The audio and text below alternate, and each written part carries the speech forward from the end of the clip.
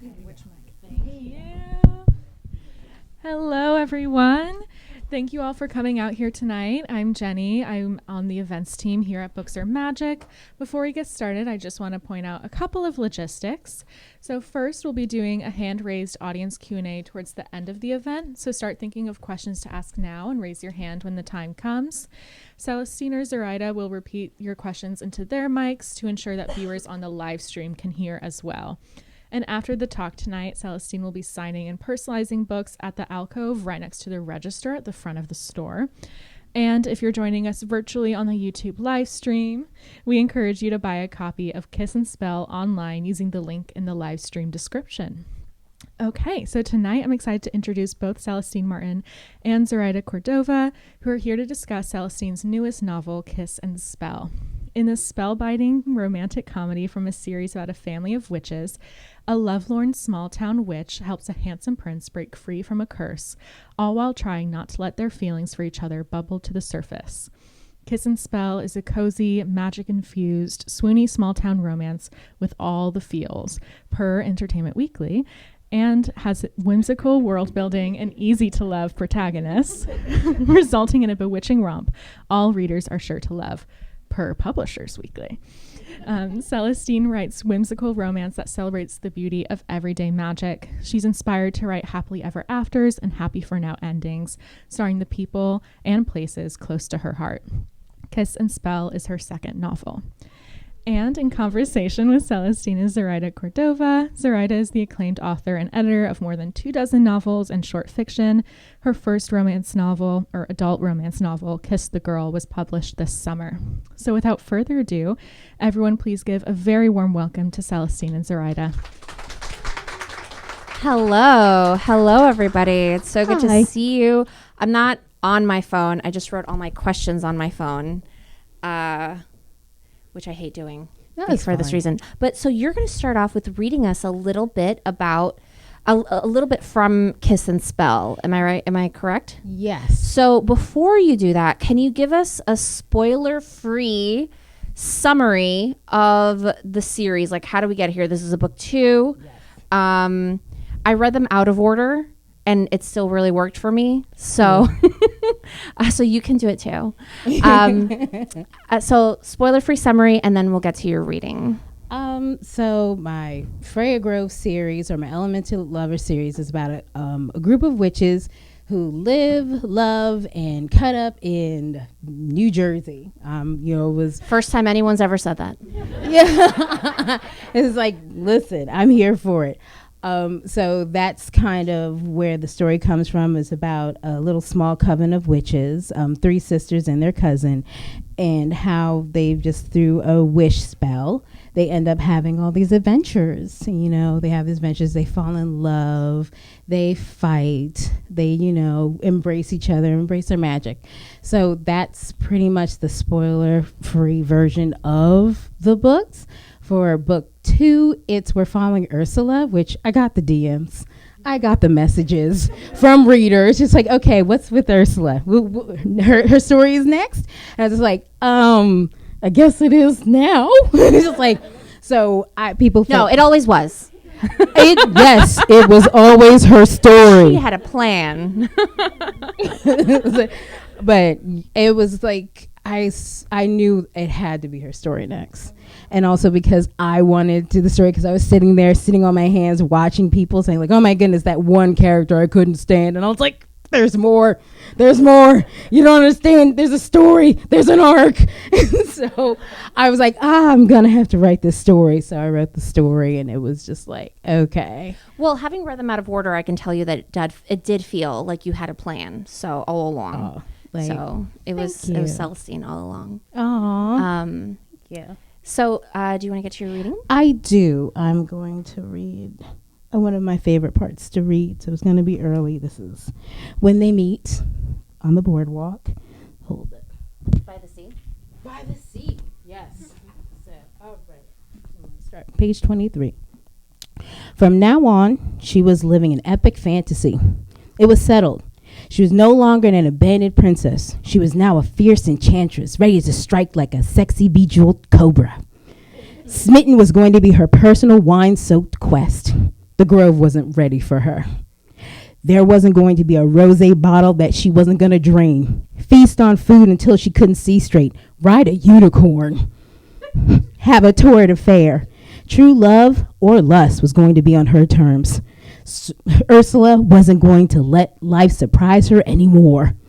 Suddenly, Cinderella... Ah! The booming voice caused her to snap her head up. A pair of smoky, dark, topaz eyes stared down at her. She'd been so caught up in her daydream, she hadn't heard the stranger approach the bench. Well, she wasn't going to be surprised starting now. Ursula slammed the pause button on her music, studying him. His profile stood out against the yellow-orange sky. The bold outlines of his large body seemed to strain against the fabric of his tailored waistcoat, dress shirt, and black dress pants, which ended at his polished shoes. There was a flower, a cherry red rosebud pinned to his lapel. She blinked at him. A quick pulsating glow seemed to emanate from his body like a firefly. Was he really glowing? The shadow of his black beard gave him a playful aura, as if he strolled out of the woods after frolicking there for an afternoon. He held a small bouquet of yellow sunflowers, artfully wrapped in butcher paper. Suspicion skittered through her brain. The last time she'd been given flowers, Jupiter was aligning with Saturn nearly 2 years ago. The glow faded away. It was probably just her eyes playing tricks on her. He was too beautiful to be anywhere in her personal space. She yanked her earbuds out to hear him better. Hello? Suddenly, Cinderella, he repeated a little softer. I'm Xavier. It's nice to meet you. Ursula shook her head. I'm sorry. I'm not anyone, Cinderella. Not anymore. Not again, if she could help it. A sheepish look crossed his handsome face. My apologies. Xavier tucked the flowers into the crook of his arm. It seems that I'm lost. My phone stopped working and I can't get a signal. He peered at her for a long moment, curiosity in his gaze. Ursula peered back at him. Did he expect her to sprout wings, grow a bill, and start stealing French fries from strangers? She chuckled at herself at that bizarre image. Don't worry, she said. I won't turn into a bird and fly away. He laughed sheepishly. Sorry. I've heard if you pay attention, you'll see strange things in the grove. Ursula raised her chin in his direction. Do I look strange to you? No, he said softly. He regarded her with the same careful interest a scholar might study a handwritten, illuminated manuscript. This man tilted his head to the side as if seeking to know what secret she possessed. Ursula shivered, stunned by the poetry of her thoughts. What was going on with her tonight? What was going on with her tonight? You gotta read the book to find out. So I'm going to throw you a softball question, which is something I want to know every time I talk to another author, which is, what was this book or story that made you into a writer? That's a softball? Yeah. I mean, because you should know by now. I do. I mean, like, if we want to go way, way back. Way back. Like, I could go back to The Little Mermaid, or when I was 3, or the book in high school, and I was like, okay, now I'm going to be a writer and dedicate my life to this. Oh my gosh, it was Cinderella when I was in kindergarten. Because I was so inspired by that fairy tale. I wrote my own story involving pumpkins. I don't know, like the pumpkins need to have fun. In my head, I don't know, I was 5 years old. I'm like, the pumpkins get to go to the ball. That's the idea. So I don't know why, but it was Cinderella. Then when I got into middle school, it was, funny enough, The Picture of Dorian Gray. Nice. Yes, because the setting and the way, it's just like, I'm rooting for Dorian, even though he's a terrible person. I was just like, do I want him to get away with murder? Maybe I do. I'm conflicted. So that was when I was like, I want to write something like this. And of course, I'm going to, of course, shout out my mentor, like reading Alice Munro in college and being like, what you could do with a single scene. I was just like, oh, it's like, Canada, if you don't want her, we'll take her. Because I just love the way she writes. So those are kind of like those moments. And like reading Alice Munro, I was like, I'm going to do this. I'm going to be a writer. And so, yeah. And so what was your writer journey? Like when, when did you say this is what I'm going to do? I was 19. Like with purpose, I was 19. Like I always loved to write. Like my mom, who's watching, I know she's watching. She's like, Hi, Mom. Hi, Mama. She notebooks. I've always loved to write. If I wanted a notebook, she's like, all right, let's go. Dollar store was my friend. Just like get as many notes as possible. Back to school sales. Oh, give them all of them. I love it. Yeah. So I would always get notebooks. So ever since I was young, but it wasn't until I was 19 in college, and I wrote my first story, and it was like having to learn the craft and learn what it meant to create a story or create a novel. And so that was the time where I was like, okay, I think I can do this. I enjoy doing this. I like being frustrated by that act of being like, okay, how am I going to get from this point to this point? Or how am I going to reveal this character moment? So I was 19 when I actually thought about it. Right. So you were like, I'm 19 years old. I am going to be a masochist forever and enjoy the pain of being a writer. Yes, I am. I love that. I can relate. That is highly relatable. Do you think that your family's encouragement, because I know for me, my family never said, we didn't come to this country so you could, make up characters and be a writer. Like, where's my daughter who's a lawyer or a doctor or something, like, something that, like, I feel like brown parents expect you to do. Like, do you feel like that helped you do it sooner? I think so, because my mom said you have a talent. Oh, that's right? beautiful. Oh, my mother's amazing. So is my family. They're like, you have a talent, because she read some of my writing when I was brave enough to show it to her. And like, there's something there. Yeah. And so she was like, whatever I can do to help you, encourage you, like, let's go to the bookstore. Let's go to the library. Like, I had a library card when I was 3. My mother was not playing around. She was like, you can sign your name. You can get a card. And I was And so I have a library card. And so she knew how much I loved writing and how much I loved writing and reading and just Did you grow up in New Jersey? I grew up in New Jersey. I was born in New York, but I was raised in New Jersey. Yeah. Like Jersey Shore, Zebra Print, Fist Pump, like all the stuff. Like you put on Bruce Springsteen or John Bon Jovi, I will be out there like singing Living on a Prayer. This is how it goes. Just it's part of who I am. But yeah. I love it. It's beautiful. I'm from Queens. I can relate. Yeah. So let's talk a little bit about craft. So you're writing in a romance tradition, right? Like we have sort of this boom of the cutesy cover romantic comedies. It is an extremely white genre, but you're carving your space into that. So how do you carve your voice into this genre?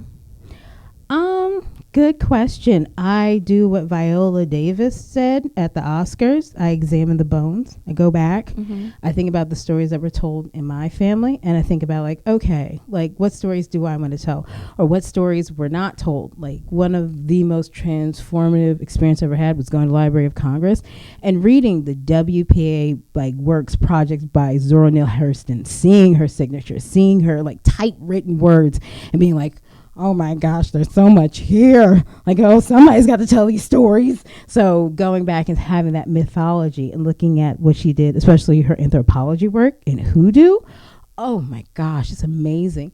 And looking at that and being like, how can I incorporate it so that it's like someone just took it and was just like, okay, this is going to be our spell book. And so that's how I try to do it. And I think about what are things that are unique to my family? How do we cut up, or how do we show our love for each other? Like, how do we show up for each other? And so that's how I feel like I'm carving my space, so that if somebody sees me on the bookshelf, they're like, okay, she did it, I can do it. I was like, do it more. Like, I would love it. That is extremely validating and beautiful. Oh, thank you. So do you, when you start building your worlds, the world of Thistle Grove, that Freya Grove. Excuse me. Grove's my sister, witches. Yes. How do you start? Do you go, this is like the eternal writer question, right? Character, world. And so when you started with these sisters, did you start with the sisters, or did you go, I need to build them a setting. Like, here's their playground. And then, it's like the chicken or the egg situation. It is absolutely the chicken or the egg question. So my very first novel, I was in Coney Island, and I was like, that is a very handsome, I was 19. What is a very hot merman? Lifeguard. What if he's a merman? Yes. Right? Like, and so that's, that's the inception. And then the world falls around that character. Yeah. But I've had friends who are like, if I could just write about this person without describing the setting, I would. And I'm just like, I don't get that. Like, I don't understand how you do that.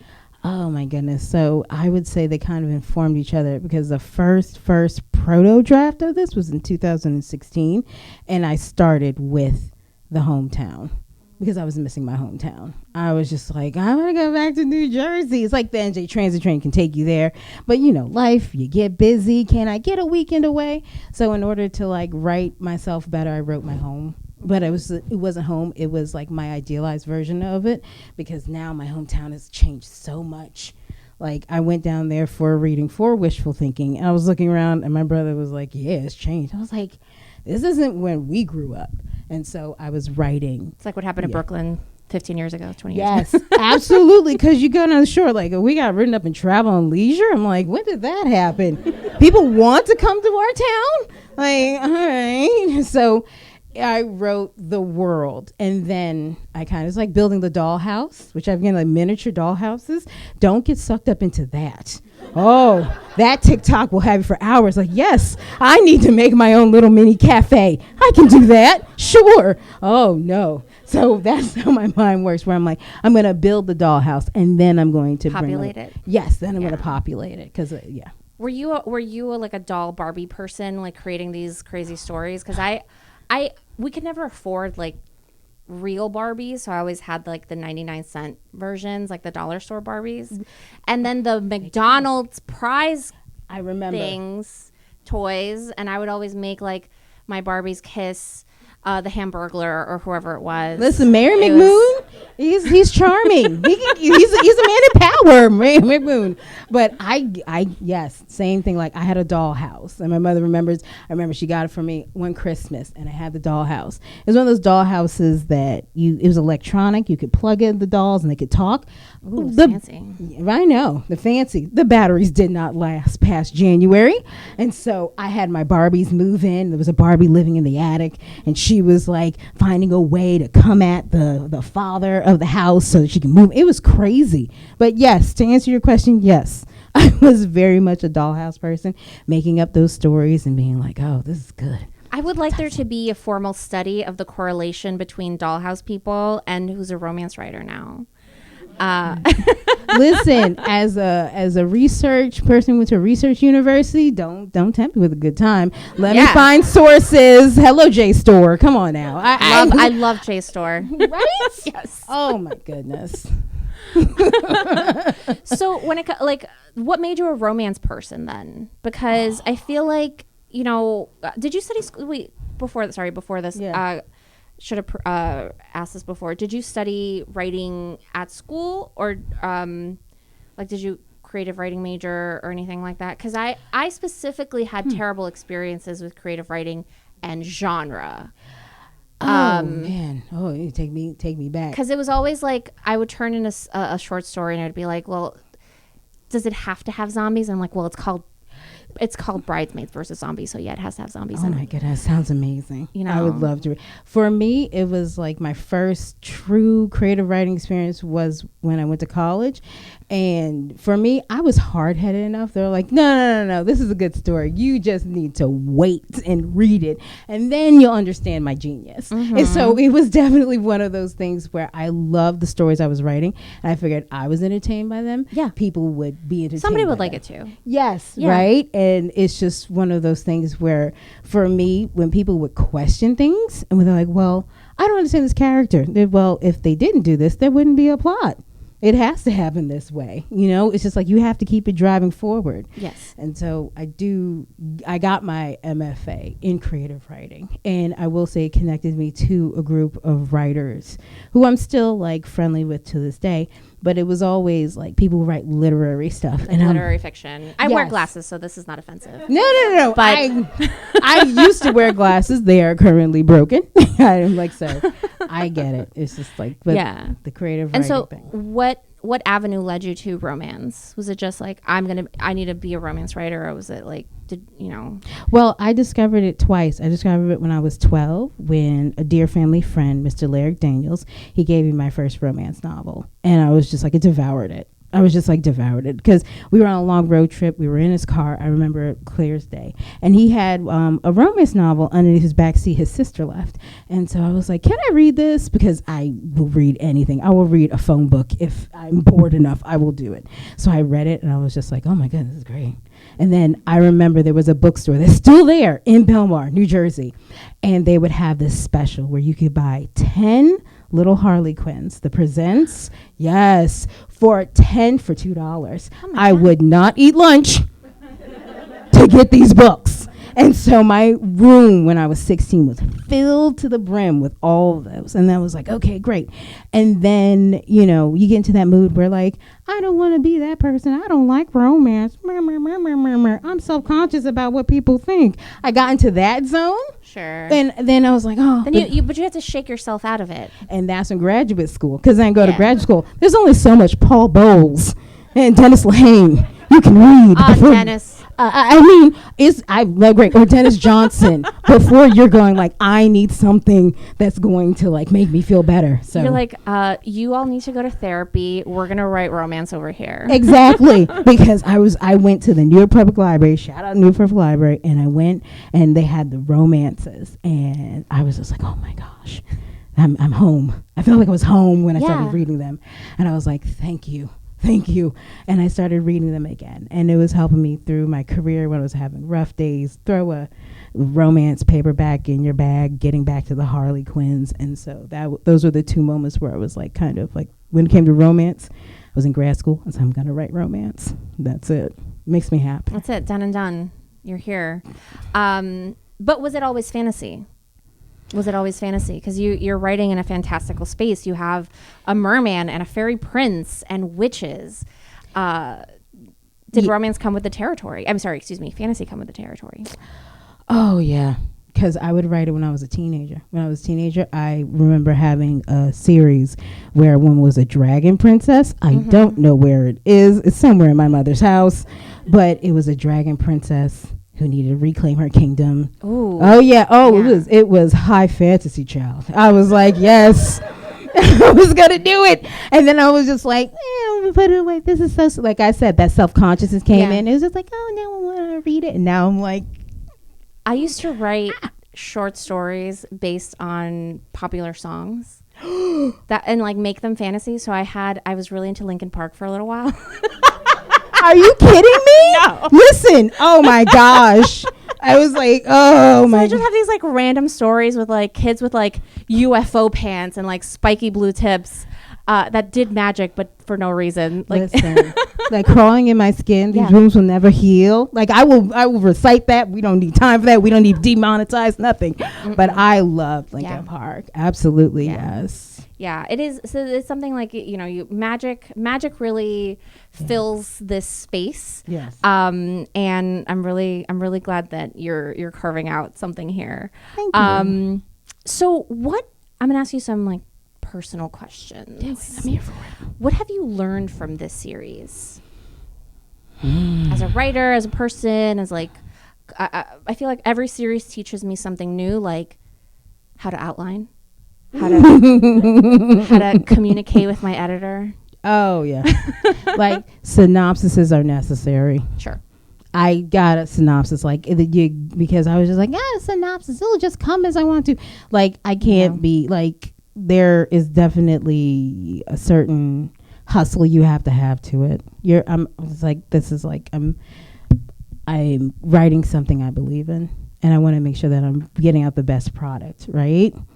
So that's what I want to do. Like, I know people think about like, oh, it's artistic. But I said, I'm thinking about if I want people to walk away and say like, I had a good time. And so thinking about and being very concise and careful about my writing. Well, before, it's there. Like, no, the revision process has been like, okay, this is where the writing comes in. Because you get into your head like, oh, I just write it and it's awesome. It's like, no, you write it, it's terrible. It can be better. but it can be, but it's terrible, but it can be better. And then being patient with myself and allowing myself to find the story. Because I would get frustrated where I'm like, why isn't it working out? And sometimes I just needed a walk, or I needed to like get out of myself, or if I needed just to just let me go and not see this page. Or I'll read someone who I admire and be like, okay, they can do it, I can do it. So it's like being able, giving myself two things, grace and mercy. I'm the harshest critic I'm going to be. All people online, I love y'all, but I'm going to be the one. I have to read the stuff. So I'm going to have to read stuff and make it better. So. You have to reread your book like 6 times. I mean, it takes me I think by the seventh revision, my 7th edit, I'm like, all right, I think it's okay. Yeah, see, it takes me I got to get distance from it because I can't see it. I will say Kiss and Spell was, there's a lot going on with Kiss and Spell. Oh my God, right, because this is the second, your second book, and there is a very specific agony. I feel like the writers in the room know this. Like the specific second book agony, because you're like, I already did it once, but now you're doing it on a deadline. No one told me it was a. I'm sorry. Everyone on the internet told you just didn't listen. No. Everybody talks about second book syndrome. I didn't see it. I'm like, I had blinders on. I was like, it'll be fine. It'll be okay. My editor, God bless her, in her hands and her sweetness, she told me, but I was just like, is this difficult? My first book came out in 2012, so I'm a dinosaur. And so something that like debut authors ask me or young authors ask me all the time, like, what should I be doing now that like I have one book? I'm like, we'll work on book 2. And nobody listens ever. Listen. And then they're like, I should have worked on book 2 because now I'm late and we have to push this back. And we have to do this. And it is hard. It is hard because it's a different muscle and you're like reintroducing the craft to yourself. Yes, absolutely. I agree with that. So who are you when you're not a writer? Somebody asked me this recently and I actually did not have an answer. Oh my gosh. I would say I am a planner aficionado. I am the type of person where give me stickers. Same. I will just, God. I'm a sticker. I wish I brought my notebook. I would show you all my stickers.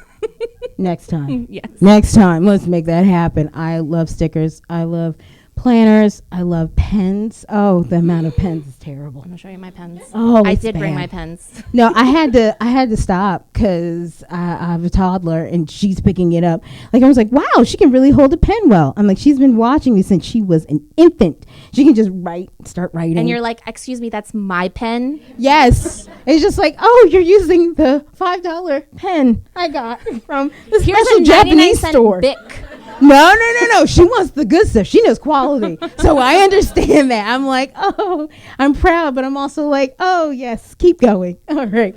But I would say when I'm not writing, I'm a reader. I have been reading since I was a child. All the time. That was one thing I've always loved to do, reading new things. I love podcasts. I listen to podcasts all the time, like a scam podcast. I can't wait for the podcast for Billy McFarland. He's doing it again, y'all. Fire Festival 2. I'm here for it.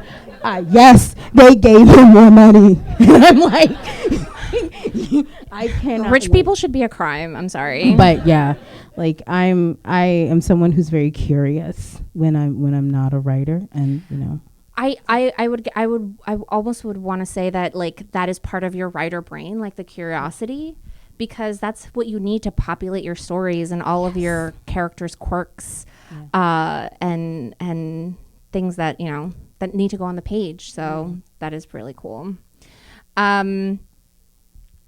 What would the teen version of you think of your books? We would scream for a full 5 minutes up and down, like it's like that Spider-Man meme. Yeah, like I think she would be absolutely proud. She was like, why do you have so much gray in your hair? It was like, it's called deadlines. Yes, thank you. Oh my gosh, I think she would be proud of who I am, and she would be like, keep going, buy more notebooks and keep going. That's what she would tell you. What would you tell her? I would tell her it's gonna work out. It's gonna work out, because there were times where I'm like, oh gosh, this is gonna work out. It's gonna do anything. It's like, keep going. Like, just, you're gonna fumble a couple of times, but it's gonna work out. Yeah. And it always feels like, one day you'll be like, I'm a 3-year overnight success or something like that. Like, right, it'll feel like, or it'll look like that from the outside, but you've been toiling at this story for a long time. It is, and I was like, but it's good. It's a good toil because I think about wishful thinking, and now that people are kind of like rediscovering, they're like, "You came out last year. Well, how come I didn't hear about you?" And, where's your publisher? I won't start. No. Publisher's awesome. It's just like, we just came out. We're like, yay, we came out, and then slowly but surely we've found our It is audience. a discovery period. I feel like, and there are people who will discover this book in 10 years. So it's like there are books that I've picked up that were written in like the 60s, and I'm like, where was this random fantasy book that I've never heard of? And so it's like the books will always be there. So that's the good part. That is the good part. But we want the readers now. Yeah, I know, but it's also there's so many things that are kind of like grabbing for our attention. I go on Instagram and it's like, ooh, how to make, empanada pie. I was like, there's so much that's grabbing for attention. So I appreciate the people who are like, okay, I found your book, devoured it. Where's the next one coming out? Or book 3's coming out? Okay, let's do it. So I appreciate the people coming. I understand, you have to get the readers now. But I mean, Colleen Hoover, right? She just kept steadily going at it. That is like the admirable thing.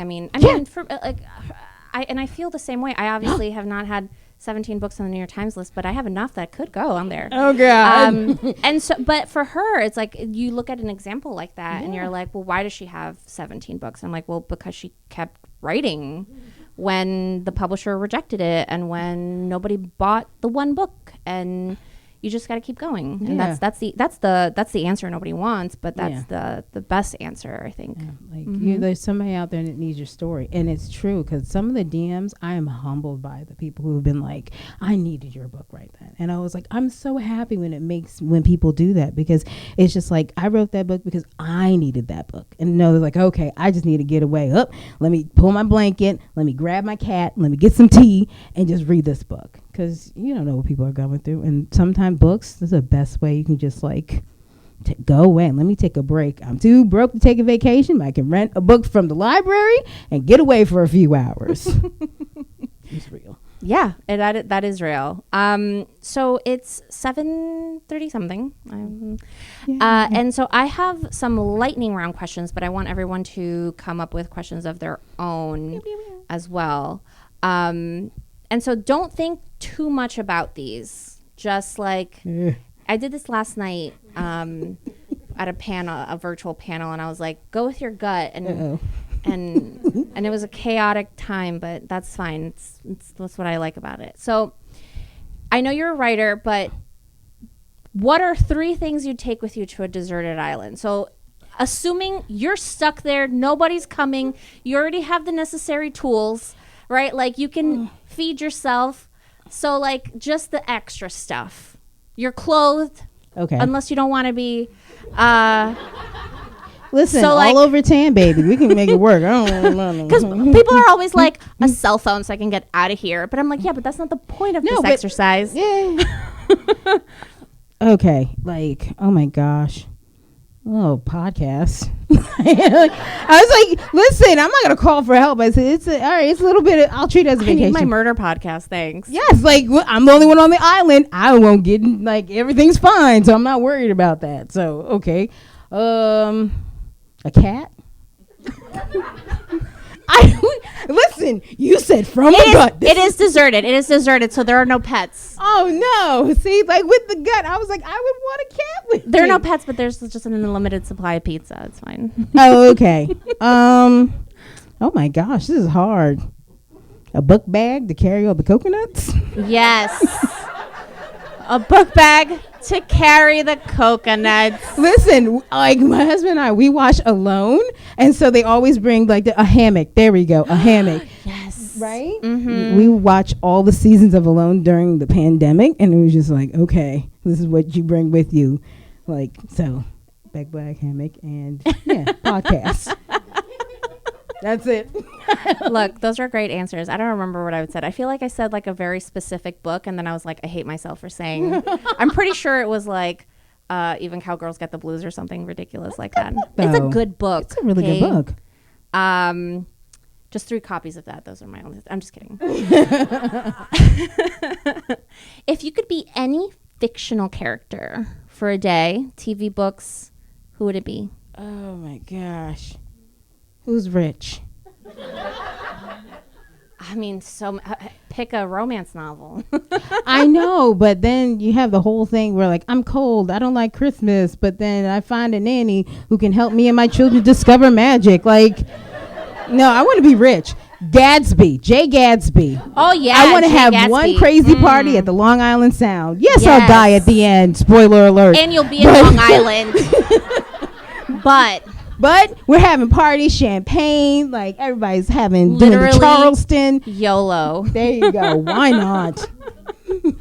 That's unexpected. I really like that. I would be Santa Claus, but a sexy Santa, just to see what it's like. I'm listening.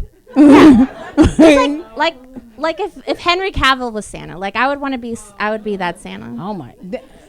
It's Ho Santa. ho ho! He's like, turn off the live stream. I don't want to say it. She meant a hoe as in a rake.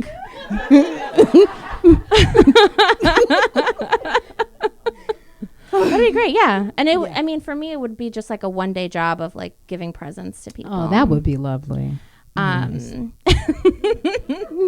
So I would like to know if you would survive your own world. Would you survive the Grove, your version? I mean, you already did survive New Jersey, but would you survive the magical version of New Jersey?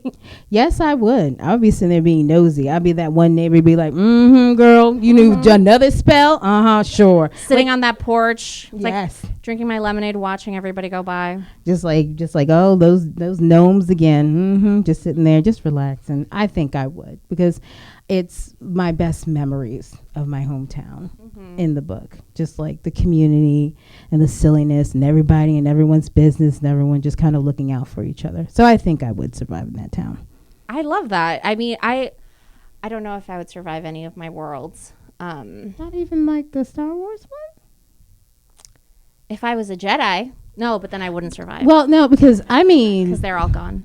Yeah, that's the set. Order 66 just messed people up. Like, I'm a Trekkie / Wars person, but more so on the Trekkie part. My mom's a Trekkie, so we learned that.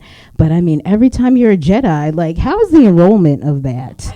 Like, right? You're like, come be a Jedi for a while. Just like, ugh. Depending on what era. So Okay, all right, we're getting into nerd speak. yeah, so like, there's the era we know Star Wars to be. All the Jedi are a thing of the past, and then there's Anakin's time period, which is not great, because the Jedi should never have been soldiers. But I digress. They were mercenaries, right? Like knights, huh? Jedi Knights. Yeah. And then there's a time period called the High Republic, which is when it's like the Knights of the Round Table, but for the Jedi. And they're more peacekeepers. So it's sort of like you go back to the original purpose of the Jedi is like, we know how to use this force so that we don't have to. Yeah. Right? See. But then they got involved in politics. It's, it was all downhill from there. Oh, no. And then nobody loved Anakin like they were supposed to. So they should have just made him a Jedi Master. But sorry. No, Yoda told him there is much fear in you. I remember, like, I had to sit through all of those films. So I remember there's much fear in you. Do not train the boy. And then Obi-Wan Kenobi was like, I will train the boy because of Qui-Gon Jinn. I remember all that. He should have let him rock on Qui-Gon's last wish, dying wish. Listen, I didn't hear him. Did anyone else hear him? Like, oh no, what did he say? Train the what? That's how you get a Force Ghost bothering you for the rest of your life. I can handle it. Did you train him yet? I can handle it. Oh, the nerd. I love it. I love it. I apologize. Listen. So what's on your TBR? I have 600 books that I haven't read yet. And would like to in, the next couple of months before the new year. There's so many. I'm like, my TBR pile is like 3 years behind because this summer I discovered How to Lose a Time War. Oh, yeah. Oh, my God. That's a short one. It was a short one. The audiobook, if you can get the audiobook, because I got the physical book and the audiobook. I listened to the audiobook, and I was just like, they deserved all the Audiophile awards. It was amazing. I thought the way they read it and the way that they broke it down was good. TBR pile, I did Yellowface, which I was like, I really enjoyed. I enjoyed Yellowface. I finished Kiss Her Once for Me by, I say, Alison Cochran. Hopefully I'm saying their name right. I did that, and so far I'm reading The True Love Experiment by Christina Lauren. I did read Something Wilder, and I was sitting there. Something Wilder. Oh my God! In the middle of the night, I was like, "Where is this book going? Oh, where is this going? I'm in for it." Like, it was just like a time, like, what? I was like, I'm gonna wake up everyone in this house. What had happened? So I'm reading that, and so that's pretty much. Did you get inspired? You're like, I want to go into the forest, not the forest, the desert. No. No. Oh God, I can't stand. Let's go heat. treasure hunting in the desert. Nope, treasure hunting at the Jersey Shore. Okay, book 3, please. No, because that's the next question. I'm sitting still. Hopefully, I'll go invisible. That's the book 3. Oh no, book 3 is almost done. I am literally on my desktop. I'm reading it over. You can just add a treasure hunt. No, I cannot. No, because I'm. Are you trying to get me kicked down a flight of stairs? No. Because it is almost done. I already got it. I know where it is. It's everyone like it's done. Maybe next book series. You never know. I don't know. So, but book 3, we're capping it up. It's a trilogy. This is my, Return of the Jedi. It's done. We're out. We're going. We're ending. I'm giving you everything the readers have asked for. Hopefully, and you guys are like, I liking where I'm leaving them. Okay. I really am. So I'm like, okay, good. I love that. Yeah. Do we have title yet or anything you can reveal? I won't tell anyone. Just between me, you, the internet, and all of these people. No, because nope. My name is Bess. I'm not in this mess. My name is Bennett. I'm not in it. No, just like there's book 3, the book with no name. That's it. Well, I cannot wait for it. I think the series is incredibly charming. You should buy it for your friends and family and start a book club, or just. Not you, them. Yeah, I'm like, listen, I'll do it. Like, my mother's already selling out of the trunk of her car. Sorry, Mom, but yes. Yeah, I mean, that's what family's for. My mom, like when my mom just retired, but before that, she would take like an order form. So when you used to have to sell those candies in school. Yeah. So now as an adult, instead of candies, it's my books. So it's like, okay, new release. How many can I put you down for? Oh, yes. My mom's like, I went to the library down here, and they have one of your books. I'm going to see if they can get another. I was like, all right, Mom. Exactly. It's my personal street team. I love it. I love it. That is over there. So I got the signal that we're ready for questions. So please raise your hand if you have a question for Celestine today. Don't be shy. Yes, back there.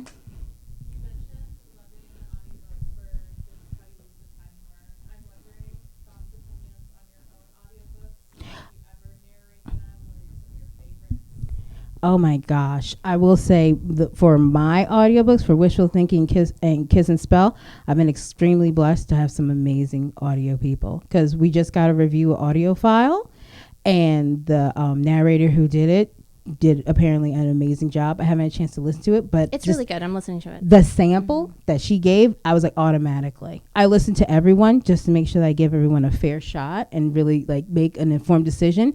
But I knew from just like the first sentence she read, she captured the feeling of the book. And so I've been lucky to have narrators who read the material and infused it with their own acting and their other ability. But I love audiobooks as a new-ish mom. It's helped me be able to read, especially where like you have 2 hands tied up with a toddler who's trying to eat crayons, and I want to still read. So I listen to audiobooks and helps, and also just it keeps me like informed of reading, and also it helps me develop an ear, because that's another thing I will say, I will add on, having to read my own work, not as just a writer but a reader. would a reader be able to? Yeah. And that was something that I had to learn because I was like, I've read enough. But then I'm like, am I reading my own stuff as a reader or as a writer? Yeah. So an exercise that a very early writing teacher gave me was when the book is done, read the whole thing to yourself, right? Like you take that moment. And so that is a different kind of exercise than listening to your own audiobooks because I can't listen to my full audiobooks, but I like to get a sense of it. And when the publisher doesn't go with like the person I chose, I like to listen to it so that I can know that I'm right. And Yeah. but I've been very, very lucky to have do you know who your narrator is? Hold It's on. a Henrietta. It is. It's I know her last name is because of the Z, and I'm blanking on it. I got like Exit. It is. It's Henrietta something and title details. Zatumo.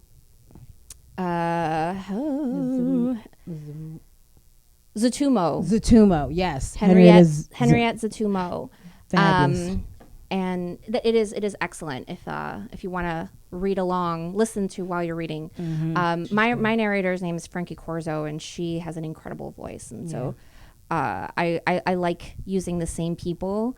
I like listening to writers' audiobooks, and when they use the same narrator. Yeah. But then if I listen to another person and they have the same narrator, because obviously people do many kinds of books. Yeah. I feel like, oh my God, that's so and so's voice. That's Cass Brecker's voice. That's so and so's voice. And so it does create this like weird time slip moment. But audiobooks saved me during the pandemic. Same here. I listen to a lot, especially memoir. I love hearing like a celebrity's voice, and like I know Dave Grohl's the storyteller. This is so good. Really good. Have you listened to Matthew McConaughey's book?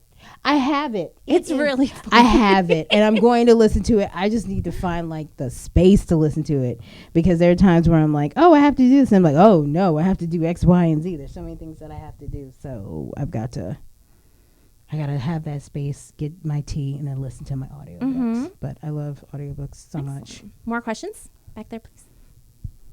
So, hey. Hello. Something from like way back when, but Yeah. you said you want to be on a podcast. I got you, girl, because I'm a podcaster. I have What's your podcast called? it's called Hall Pass Break. Hall Pass Break. Yeah, so it's for anybody who wants to be on it. But first, I have two questions. Yes. So one is, I came a little late. Where was your inspiration when it came to the book title? And then two, think about the future with your little girl. What do you want her to take away, as like if she discovers romance novels? All right, so the first question, I forgot to repeat for the internet. What was your inspiration for, how did you come up with these titles? Luck. Because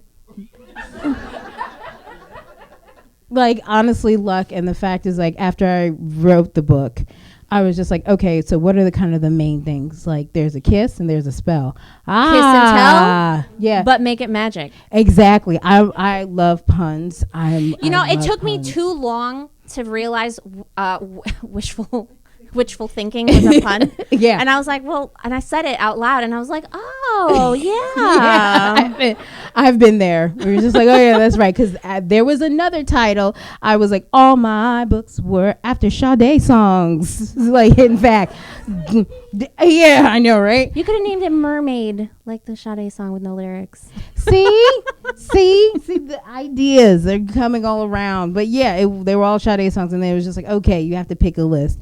And I made a list, and my husband was like, the top one was wishful thinking. He was like, that's gonna be it. I can tell right now. I can tell. Yeah, and it was the right It's one. sparkly. Oh. It also makes you smile because you're like, oh, I get it. Yeah, just like, oh, I always love it. It's like, oh, I get it now. And so the second part of that question was, how do you feel about when your daughter grows up and is able to read your books? And, obviously you're going to raise an adjusted romance lover. She's already like books. She's like, she loves books already. She'll come and throw a book at us and like, read. And like, okay. So I think that she understands that love is love, as simple as it is. And just like, and being able to say like, giving her the freedom to read. Because I know a lot of books are under attack because of that. And she should be able to read. And if there's something that she wants to read that I may be like, okay, I don't know how I'm going to explain it to you. Let's read this book together. That was one thing I will say my mother always did. She was like, okay, if you're going to read this book, all right, we're going to talk about it. It was like, I would rather than try to shield you from things, let's talk about it. Let's discuss it. Because if I don't talk to you about it, someone else will. And they may give you wrong information. Exactly. And so I want her to be able to have the freedom to read what she wants, but I want to make sure that she can come to me if there's something that she finds she has questions about. And like, let's talk and let's discuss it. So that's what I wanted to have and walk away from. It's almost like you should parent your kid instead of like the books that they read. Right. Yeah. Like, because that's the argument with like book banners, right? They're like, oh, my kid can't read this because we can't have this uncomfortable conversation. Because if you don't have that conversation, somebody else they're going to will. have it with somebody else. And you know, it's like the thing about it is just like, I would rather her come to me. Things get awkward for a while. We may not make eye contact for a couple of hours. Then do that. Like, my one of my best friends is a midwife. Yeah. And her daughter knows all the body parts. Yes. And so she's like 5 or no, she's 3. Yeah. And so she's like the little girl that her friends' moms are always like, can she not say vagina in school, in preschool? I don't know. It's just one of those things where we gotta. If you don't teach your kids, somebody else will. You don't know what lessons they're learning from outside the home. That is very true. But I'm gonna make sure that she's gonna like, wait, what are you talking about? Because it was the way I was raised. My mother's like, question things. I never question. I mean, I question things, but I never questioned them to my mother.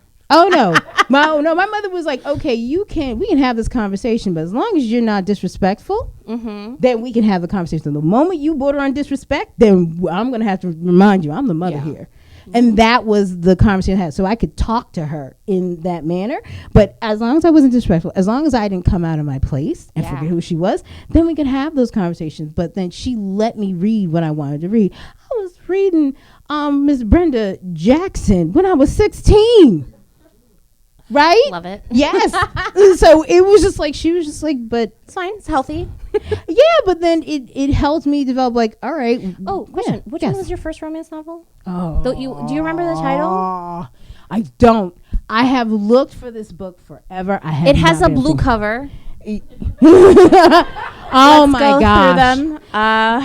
No, it was a historical. It was a historical novel. I remember the first romance novel that I was like, I want to do this. It was Jennifer Cruzy, Bet Me. I got it from the Goodwill in Brooklyn, in Bed-Stuy, and it was a birthday gift to myself because I was a broke graduate student, so I bought myself that book, and I loved it, and I was just like, I want to write this. Look, if the books didn't come from the library, they came from the liquidators. Because Right. we just like, my mom was like, $30, books were expensive, but Yeah, now I can buy my own books instead of buying my food. No. Oh no. My first romance book was Montana Sky because I was doing Montana research because I was going to university by Nora Roberts, Miss Nora, and I was that was one of the first things that came up on like Ask Jeeves or whatever it was before like pre-Google, and I went to look for this book and I was like, it is a romance. It is a sexy romance. So I feel like it really imprinted on me. It does. It really does. And then taking a creative writing class with all like literary fiction nerds undid all of that, and then I had to redo it, like rebuild it. Yeah, no, there was after I got done with my MFA degree, I didn't write for almost like, oh my gosh, it was like a year. Because it was rough. It was just like, because then it's like, oh, you're right, so cute. It's so cute. It's so cute. And I was meant to feel like there was something wrong with it. I was like, yeah, I write cute. Everyone loves cute. Who doesn't like? Yeah, you wish you were cute, right? It's like, who doesn't look up like videos of with cats? Like, I love the trend with the cats where look at my son. I was like, yes, I love the cats. So why not? Yeah, I am cute. I'm gonna own it. Damn it, I don't care. More questions? Yes. So, I have 2 questions. One would be, what type of writer would you say that you are? Are you more of a planner or a pantser or a plantser? And the second one would be, what genre would you want to write about besides romance? If if you were interested in writing a different type of genre. Oh my Okay, so goodness. first question. Say it again. All right, wait. What is your writing structure style? Plotting or pantsing? A mixture. Like I have to because now it's like I write a synopsis. Everything goes into the synopsis, so I can see what's gonna go wrong. So I don't write that because the first draft of Kiss and Spell, it was a hot buttered mess. It was awful, but it needed to be awful because I got all the awful ideas out the way. But now for the next book, I wrote the synopsis. I wrote all my terrible ideas in the synopsis. And then I got feedback from it. And then I was like, it's not going to work. Yeah. And so that saved me a whole draft. So that's what I do. Because I know because I do National Novel Writing Month. Yeah. I win every other year. Because there's one year where I was like, oh, yeah, Thanksgiving is tomorrow. What do you mean? Like, oh, no. Oh, God, I got to go get turkey and do this and default things. So I win every other year, but I like to plot. But then at some point, that plot is just a springboard because there are times where I'm like, can't stick to all of it. So I am a mixture of the two. NaNoWriMo is my goal this year. Good. Yes, absolutely. Do it. Like October, just start writing down the craziest ideas. Start writing and don't stop. Yeah, November hits. November 1st, you find your beverage of choice. You get your favorite notebook. You get your stickers because you're going to need them. And you give yourself a sticker for I'll be generous, every 5,000 words. Yes. Oh, I do every 500 words. I do every 5,000 because 500, I'm going to get blissed out some stickers real quick. Because like, woo, I did 500. And then it's just like, all of a sudden I get sticker. Yeah. I'm like, we're just got a sticker. No, but 5,000. I do the fill-in method that Sarah McLean does. I do that too. Yeah, that helps. Or I do a box. So I have a grid, and for every 1,000 words I write, I color in. And it's very cool. And so by the time I have it's like 80,000 words now. So I'm like, that's good. Yeah. I have entire pages where I haven't colored anything in. Just the weeks have gone by. But I like making the grid. Yes. Listen, I love it too. Yeah, it's fine. What genre would you write if you could write any banana pants genre ever? Like mine would be mermaids in space. Oh. So what would your genre be? I was raised with a lot of sci-fi, so I'm like Fifth Element romance. That's what I'm like, right? Yeah. Right? Actually, can you? Right? So keep on saying right because I'm like somebody's gonna agree with me. Yeah. Yes. Is that the one with the 3 boobs? No. I'm sorry. I'm thinking of a Total different movie. Recall. Yes, Thank thank you. Yes, I was just like, Total Recall is good, not the remake. I don't know why it exists. It's perfection. I don't understand it. Like, Colin Firth, get out of here with that weakness. Get out of here. Get out of here. I like you in other stuff. Yes. Oh, great. So I like that. Any more questions? Last question. Somebody make it good. Yes. Were there any particular fairy tales or stories you wanted to pay tribute to with this? With Kiss and Spell? Yeah. Oh, what fairy tales are you attributing? I'm just trying to repeat for the internet. Yeah, no, thank you. I would say it would be a mixture between Shakespeare, because my mom introduced me to Shakespeare when I was young. So Midsummer's Night's Dream. I love the fairy aspect, the dream aspect, a lot of dream imagery in the book. And of course, Cinderella all the way. So it's just like, I wanted to make I saw sure. the Cinderella reference in that one. Yay. I was like, I was just like, how many of us of a certain age saw that on ABC Sunday night and you were like, oh my gosh, right? Changed me. I was like, oh my gosh. Because I've always loved Roger and Hammerstein's Cinderella. That is the best Cinderella. It is like the I scores like the Lily James Cinderella and Richard Madden's codpiece that Disney forced him to use. You know the story. I do not know the story because there's only one Cinderella that exists to me. I know, yeah, but I get it. Yeah, Disney forced Rob Stark to wear a cup because his pants were white and they were too tight.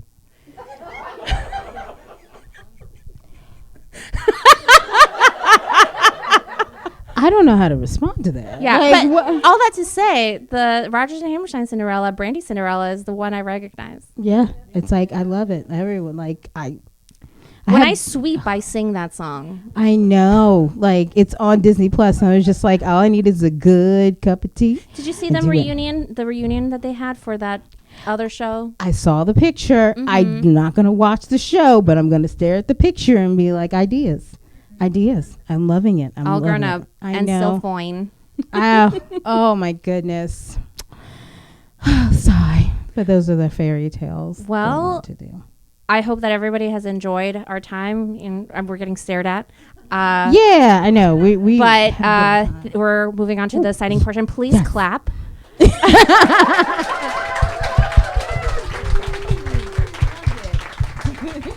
And thank you so much. I can't wait for book 3. Oh, thank you. It's coming out. text me when you have the title.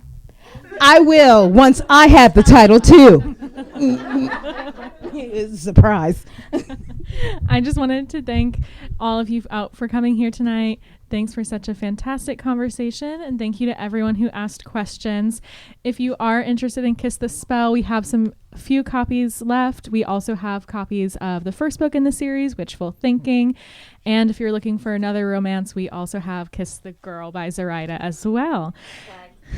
Yes, she also has swag.